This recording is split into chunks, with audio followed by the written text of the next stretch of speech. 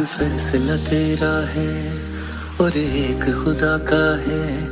कई मिट्टी में मिल गए, सारी उम्र रहा क्या है। जो जीत तुझे है लगती तेरी हार है वो अल्लाह का करम है, उस पे खान के साथ है जो।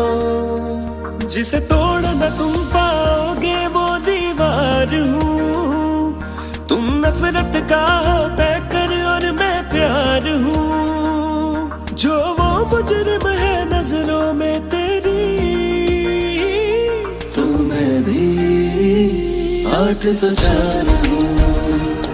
तो मैं भी 804 हूँ। तो मैं भी 804 हूँ। तो मैं भी 804 हूँ।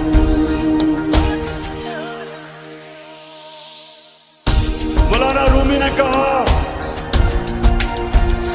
कि अल्लाह ने जब तुम्हें पर दिए क्यों चूटियों की तरह जमीन पे भीग रहे हो।